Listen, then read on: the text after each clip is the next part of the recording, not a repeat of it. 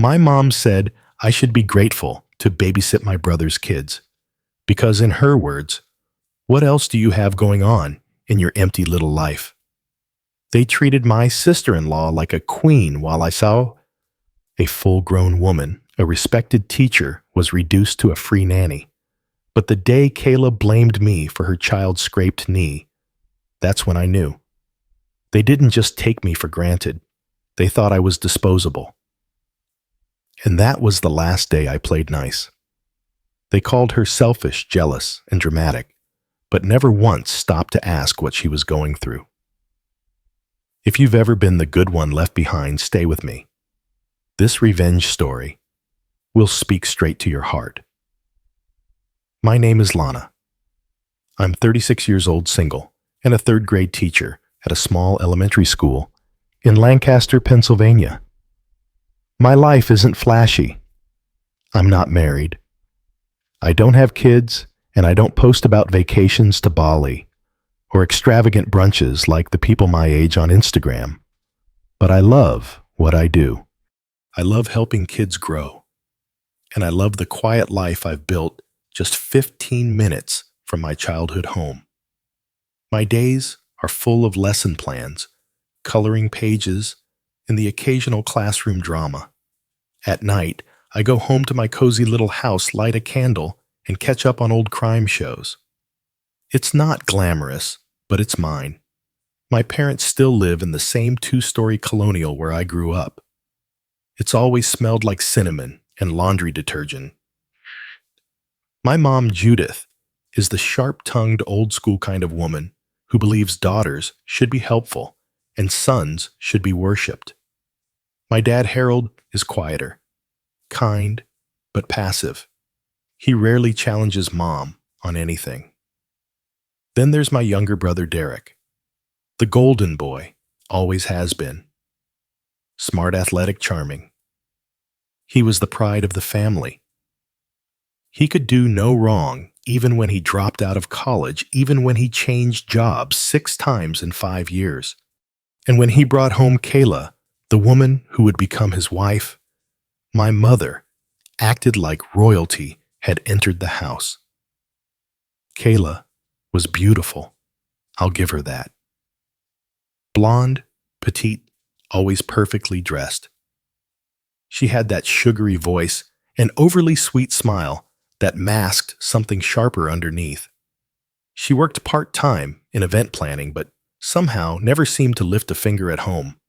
She knew how to charm people, and she knew exactly how to manipulate them. The wedding was like a scene from a lifestyle magazine. All white roses, glowing fairy lights, a string quartet. My parents paid for the whole thing without blinking. I remember watching my mom cry tears of joy when Kayla walked down the aisle. I don't think she even cried like that when I got my master's degree. Shortly after the wedding, Derek and Kayla moved into a house just 5 minutes from our parents, and in the years that followed, they had 3 children, back to back, 2 boys and a girl. And somehow, I became part of that equation. At first, it was small. My mom would call and ask, "Can you swing by after school and watch the kids for a bit? Kayla has an appointment." I didn't mind. I love kids. That's why I became a teacher. But a bit turned into hours. Appointments turned into girls' nights, and emergencies started happening every other week. Then Kayla began texting me directly. "Hey, can you come by at 4? I need a break." "No, please." "No, thank you." Just expectations. One day, she left all 3 kids with me without even checking if I was available. I came home from work and found them playing in my front yard. She had dropped them off without telling me. I confronted her that evening.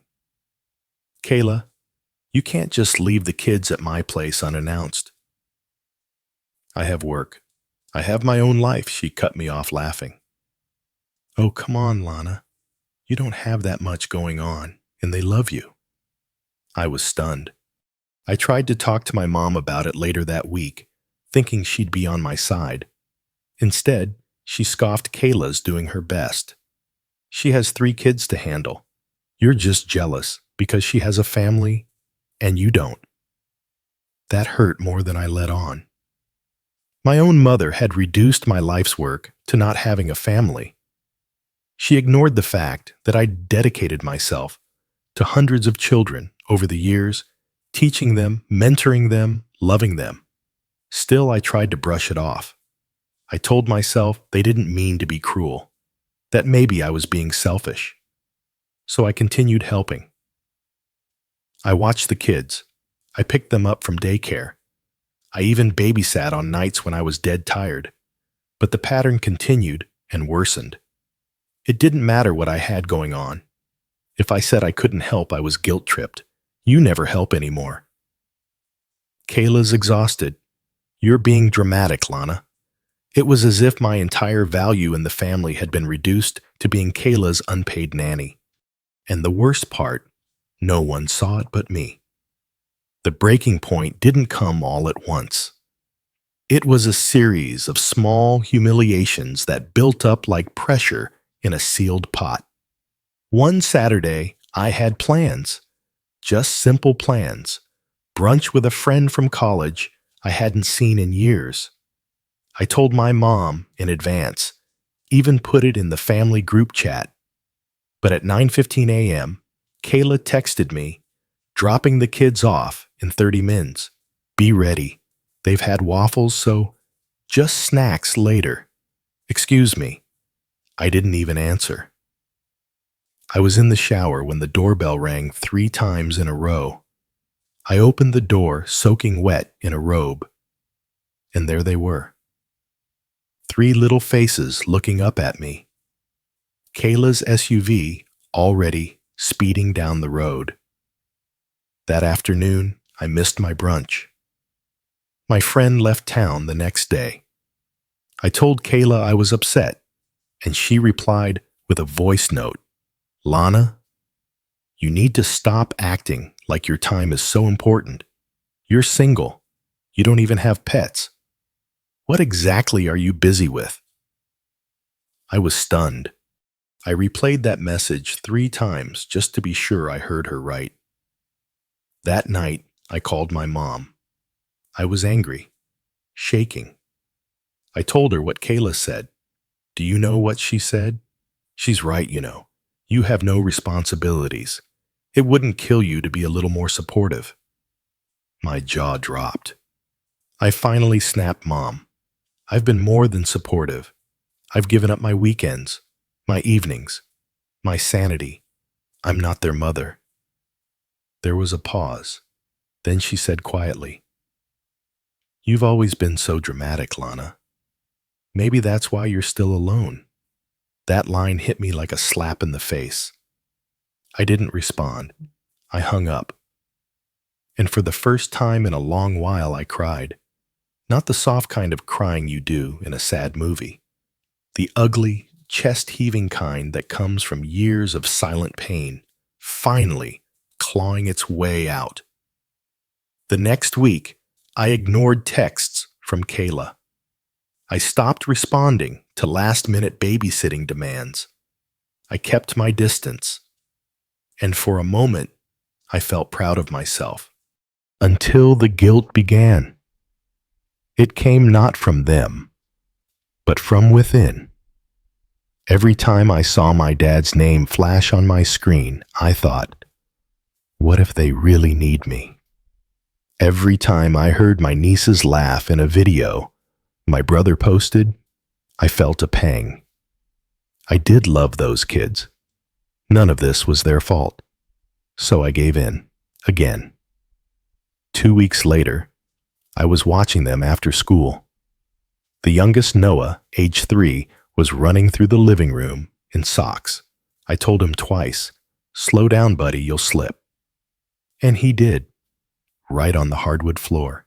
Scraped his elbow, nothing serious. I comforted him, cleaned the scratch, and gave him a popsicle. But when Kayla showed up and saw the tiny Band-Aid, she went ballistic. What the hell happened? She snapped, grabbing his arm. He tripped. He's okay, I said calmly. Her eyes narrowed. You were probably on your phone again. I was stunned. Excuse me. I was with him the whole time. But she didn't care. She turned to the kids and said, "Come on, let's go." I knew this was a bad idea. That night, I received a message from my brother Derek Lana. "I don't know what's going on, but Kayla's really upset. Maybe it's time you stop helping out for a while." I stared at the screen in disbelief. No one asked for my side. No one cared about the truth. I was just cut out. Then came the whispers. At a PTA meeting, a parent someone I'd known for years asked, "Hey, is it true you had an incident with your nephew?" I was floored. Word had spread. Soon after, my principal, who'd always been warm, began acting colder. I was up for a promotion to assistant principal, something I'd quietly worked toward for years. But during our next meeting, she said we've had some concerns raised by parents. Nothing serious. But we're going to delay the promotion process for now. I knew exactly where those concerns came from. Everything I'd built, all the trust, all the reputation, I was watching it crumble. And all because I tried to be helpful. All because I allowed myself to be walked on by people who never respected me in the first place. That night, I sat in my car in front of my parents' house. I stared at the warm lights glowing from the windows, and I felt hollow. I had spent my life trying to be the good daughter, the one who showed up, who didn't cause drama, who carried burdens quietly. And what did I get labeled selfish? Blamed for a child's scraped elbow, and now seen as unfit for leadership at the school I loved. I didn't know it then, but that night would be the last time I let them control the narrative. Because if they were going to turn me into the villain, then I'd give them a story they'd never forget. I stopped going to Sunday dinners. No more sitting across from Kayla as she bragged about her new yoga mat or how exhausted she was from working on her brand. No more pretending not to notice the way my parents refilled her wine glass while ignoring my empty one. No more watching Derek scroll through his phone, uninterested, while his kids threw food at each other, and I tried to clean up the mess. I went silent. I didn't text. I didn't offer to help. I didn't respond to my mother's guilt-tripping voicemails or Kayla's passive-aggressive emojis. I was done, but being silent didn't mean I was at peace. At work, whispers followed me like shadows. One mother whose son I'd tutored for free, all summer, started pulling away, saying, "We've decided to try a different after-school program. Nothing personal." Another skipped her usual parent-teacher meeting, then emailed the principal complaining about poor boundaries in the classroom. I was blindsided. I'd never had a single complaint before, never even raised my voice at a student. Yet somehow, I was being seen as a liability. Then came the staff meeting that broke me. We were in the library, sitting in plastic chairs, when the principal cleared her throat and said, "I'd like to remind everyone that your personal lives, especially anything involving children, can reflect on this school. Be mindful of what you share on social media and who you associate with." Her eyes flicked toward me. I wanted to scream. What did I do? Babysit my nephews? Get thrown under the bus for being too available? But I stayed quiet, because that's what I'd always done. Later that night, I pulled into my driveway and just sat there, engine running, head resting on the steering wheel. My chest ached. My eyes burned. I didn't want to go inside. I didn't want to sit in silence and feel it eat me alive. So I drove. I ended up at a 24-hour diner just off the highway. It was mostly empty, except for a trucker at the counter and two teenagers arguing over fries. I sat in a booth, ordered coffee I didn't want, and just stared. That's when my phone buzzed. It was a message from my mom. I heard you're not getting that promotion. Maybe if you focused more on your career and less on being spiteful toward Kayla, things would go better for you. That was it. No. How are you? No, is everything okay? Just another dig, another twist of the knife. My fingers hovered over the screen. For a moment, I wanted to write something cruel. I wanted to unload every ounce of pain, every memory of being overlooked, dismissed, belittled. But instead, I locked my phone and placed it face down. The waitress came by. "You all right, hun?" I looked up at her. She was older, maybe late 50s. Her name tag said Trina. Her eyes were kind. "I think I'm invisible," I said softly. She gave me a small smile. "Sweetheart, invisible women don't cry in diners at midnight. They disappear long before that."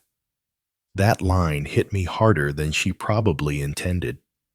It stayed with me for days, because that was exactly what I'd become. Not a daughter, not a sister, not a teacher, not even Lana. Just someone everyone used, then tossed aside when convenient. The next blow came a week later. I got a call from the district. They were conducting a review of my teaching file routine, they said, but based on several parent comments. My hands went cold. I'd never had a bad review, not once. I asked which parents had complained. They wouldn't say, but I already knew. Kayla had been planting seeds, rumors, hints, little comments here and there about how Lana's been under a lot of stress, or maybe watching kids isn't her strength. All disguised as concern, of course. And Derek, he didn't stop her, didn't question anything. When I finally confronted him, asked why he let her spin stories about me, he sighed like I was the problem. "She's just trying to protect the kids, Lana. Maybe if you'd been more careful." I lost it. More careful. She abandoned them on my porch and blamed me when one of them tripped. "You know me, Derek. You know me. How can you let this happen?" But he just shook his head. "I don't want to get in the middle." Coward. The last person I thought would betray me turned out to be the one who stood by and watched me drown. After that, I stopped trying. I went to work. I smiled. I taught. I pretended. But inside, something in me had shut down. I no longer cared about climbing the ladder or making people proud. They'd already decided who I was. And nothing I did could change it. But if I couldn't fix my reputation, I could destroy the lies that ruined it. I stopped sleeping. Every night, I lay in bed, staring at the ceiling, reliving every conversation, every accusation, every look of pity or suspicion. My mind was a war zone, and I was both the soldier and the casualty. Even at school, I could feel eyes on me. Whispers in the staff room stopped when I walked in. Notes were left on my desk from parents requesting classroom transfers. The district review was still ongoing, but the damage had already been done. I wasn't being treated like a teacher anymore. I was being treated like a liability. One morning, I got to school early and sat at my desk with the lights still off. The silence in the classroom was almost soothing. Then I opened my email. Subject line: concerns about Ms. Lana. It was from a parent I didn't even know personally. Someone whose child I'd never taught. The message read, We heard disturbing rumors about Ms. Lana's behavior around children outside school. While I understand this is a personal matter, I worry about her emotional stability and professionalism in a classroom setting. I didn't read the rest. My hands were shaking. I pressed the power button, shut the laptop, and sat there in the dark for a long time. That email could have been written by Kayla, or by someone Kayla had whispered to. She didn't need to shout her lies. She just needed to plant them and let them grow. And grow they did. I was losing everything. My job, my reputation, the trust I'd spent years building. And for what? For being kind. For giving up my time, my weekends, my life to help them. The rage built slowly, quietly. It didn't explode. It simmered until it turned to something sharper clarity. That night, I drove to my parents' house for the first time in weeks. I didn't knock. I walked straight in. They were in the living room, Mom folding laundry, Dad flipping through a newspaper like it was 1952. Kayla was there too, sipping tea like she owned the place. Derek sat beside her, silent as always. They all looked up when I entered, surprised. "Lana," my mom asked, "is everything okay?" I smiled.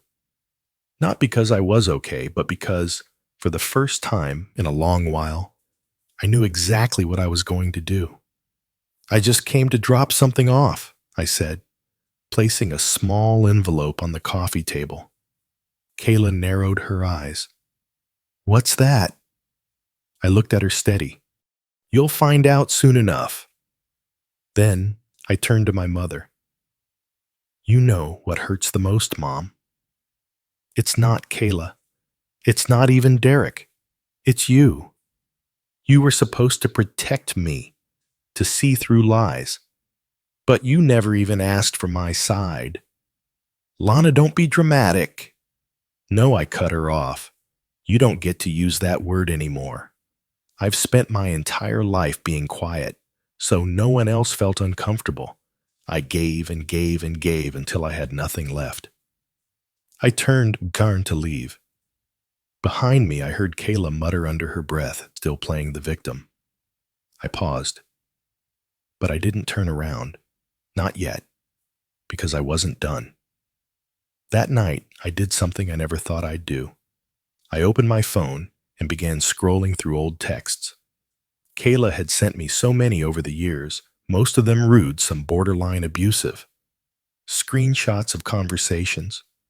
Voice notes laced with entitlement and mockery.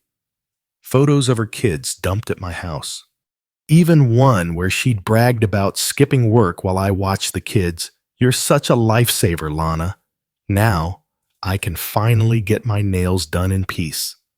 I organized them by date, compiled them into a folder, backed them up, and then I wrote a long, detailed email. Not to the school, not to the district, but to Derek. Subject line, "The wife you think you know." I included the screenshots, the voice notes. I didn't add commentary, just facts. Her words, her tone, her manipulation. I asked him one simple question at the end. "Still think I'm the problem?" Then I hit send. I didn't expect a reply. And for a few days, none came. But that was okay, because in the meantime, I found something else purpose. A few years ago, I dreamed about starting a weekend learning center, a safe space for kids who couldn't afford tutors or expensive enrichment programs. Back then, I let fear stop me.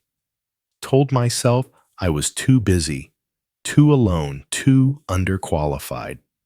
But now I had nothing to lose. I began small. Flyers in libraries, posts on community Facebook groups.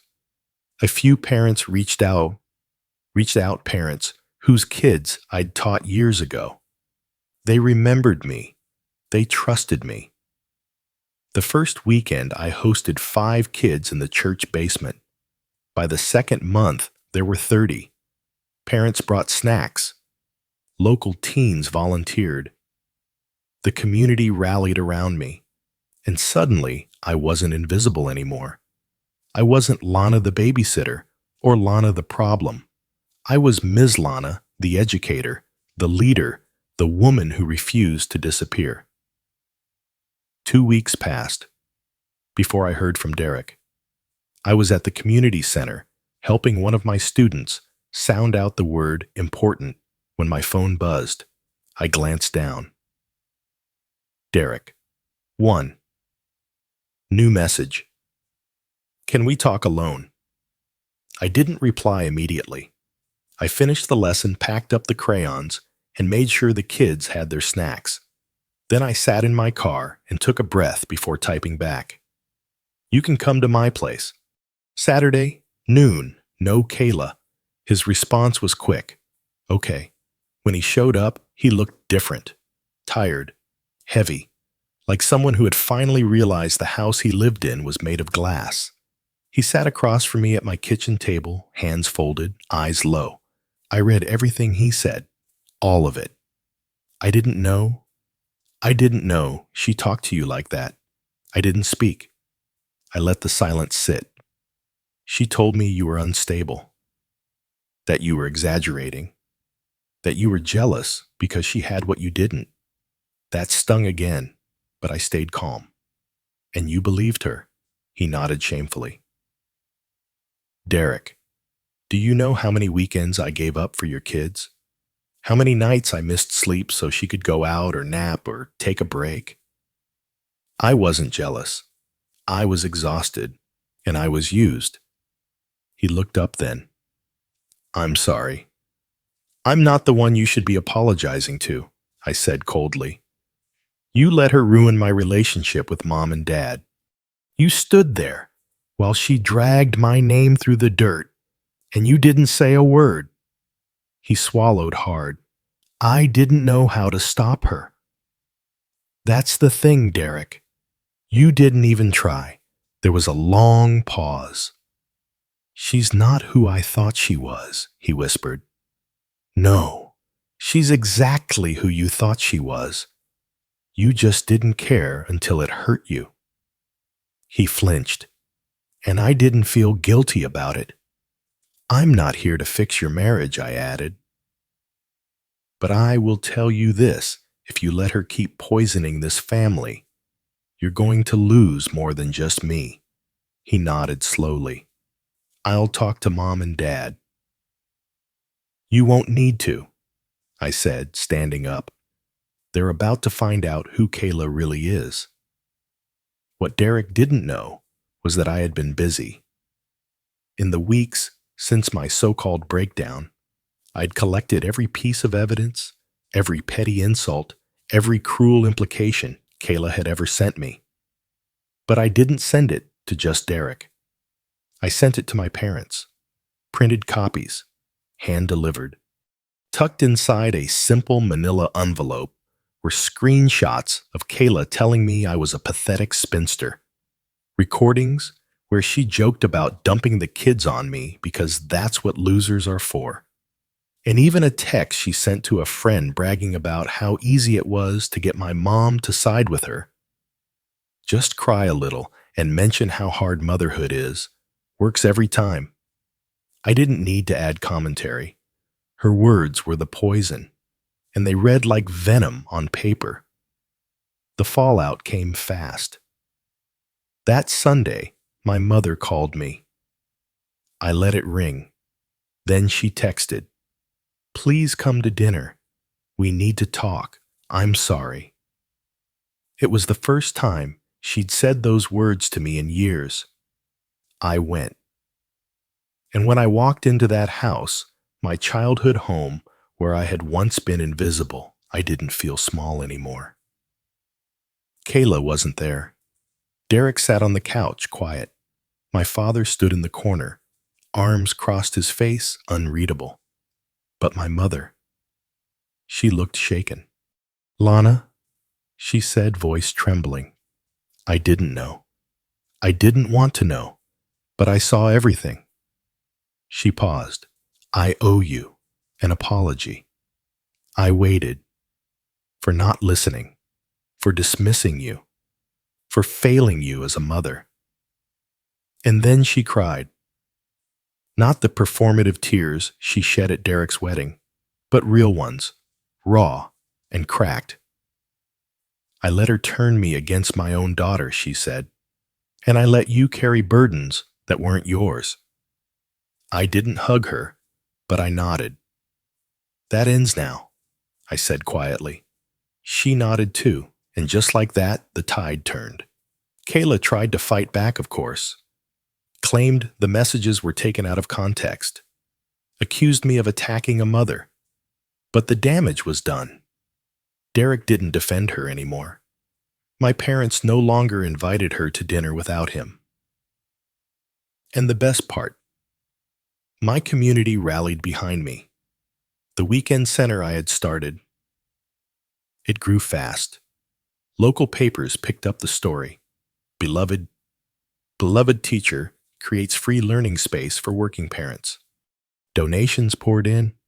Even the school district noticed. 2 weeks after the article ran, I got a call from the superintendent.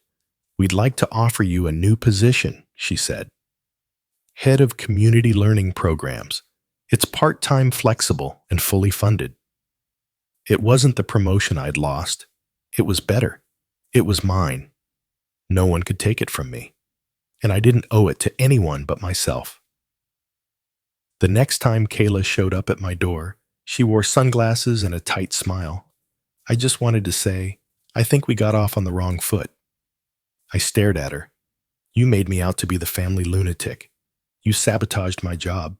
You used my kindness as free childcare. And you gaslit me into thinking I was the problem. She blinked. I smiled. I'm not your doormat anymore, Kayla. Then I shut the door. Gently. Finally. Sometimes the most powerful thing you can do is walk away. Not with bitterness, not with revenge in your heart, but with peace, knowing that you no longer owe anyone an explanation for your worth. Since that day, I've never gone back to being the helper. I'm no one's backup plan, no one's free nanny. I'm not the woman you call when your world is chaotic, only to forget the moment your life is calm again. Now, I wake up excited. Every Saturday, I see children walk through the doors of our growing center holding notebooks and dreams. Parents smile at me with gratitude, not entitlement. People say thank you and mean it. My name is no longer whispered with suspicion. It's spoken with respect. And my family, well, they've changed. Slowly, carefully. My mother now asks before assuming. My father checks in with sincerity. Even Derek has started showing up to the center to parent meetings to my life. Kayla, she's still herself. But she knows now the silence she once mistook for weakness was simply patience. And patience has limits. One afternoon, my mother asked if I'd ever go back to how things were. I smiled and said I didn't rise from the ashes to babysit the fire that burned me. I wasn't born to serve. I was born to lead. And now, I finally am.